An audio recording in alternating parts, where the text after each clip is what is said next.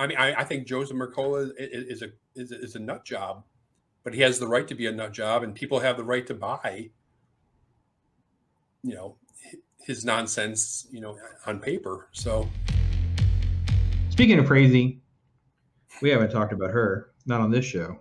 So, our favorite Indian American senator, Elizabeth Warren. She's very very vocal right now. As you can tell from her photo, she's trying to help Amazon know they need to crack down on their misinformation. They are, quote, peddling.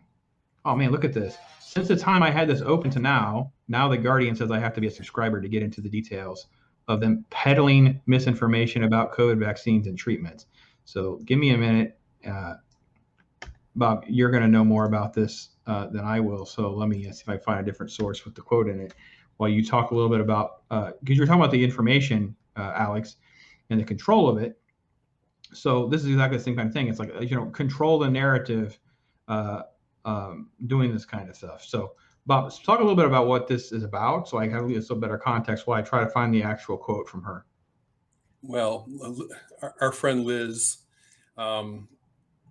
she's contacted Amazon because apparently when you're trying to search for certain books on health, COVID, or whatever, what comes to the top is a book by Joseph Mercola. Have you heard of him? He's one of those natural health, anti-vax doctors, very, very popular with that type of group, highly critiqued by traditional science. So she wants Amazon to start not selling his books, which are bestsellers.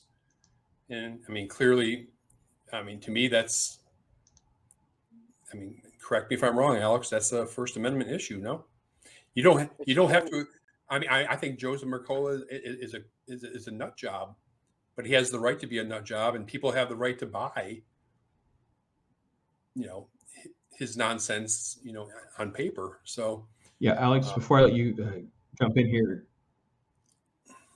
let me read this quote. She says, this pattern and practice of misbehavior suggests that Amazon is either unwilling and unable to modify its business practices to prevent the spread of falsehoods and the sale of inappropriate products, and unethical, unacceptable, and potentially,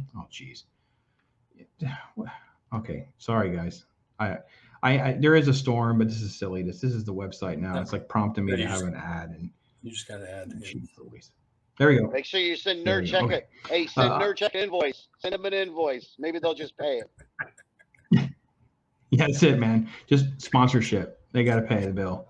Unethical, unacceptable, and potential unlawful course of action from one of the nation's largest retailers.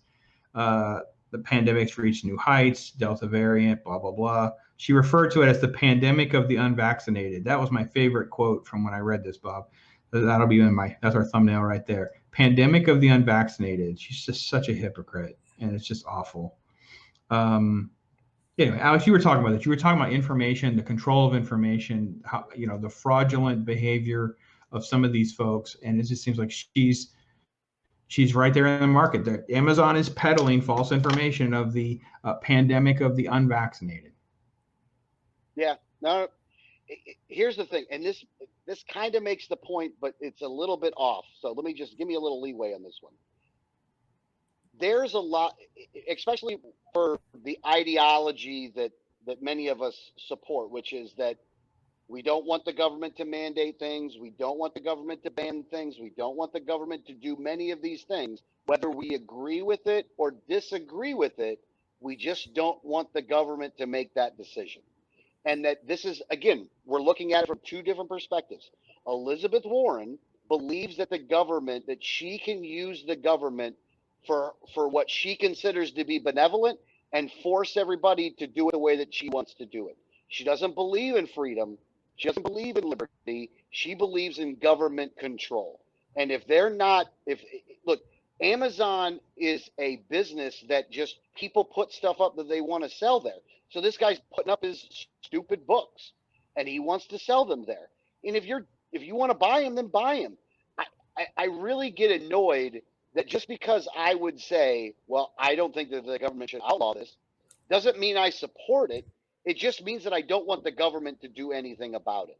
And there's a comment section in there. People can comment all they want to. You can get information. You can do your own research and figure out if something's good or if something might be crazy.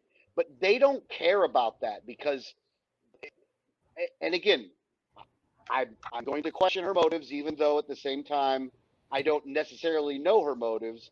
But I believe that she likes to do things like this because when she wants to do something else, she's able to do the same kind of banning because she'll just ban, and get everybody in trouble because she wants to be able to wield the government stick at anybody that doesn't do what she wants them to do.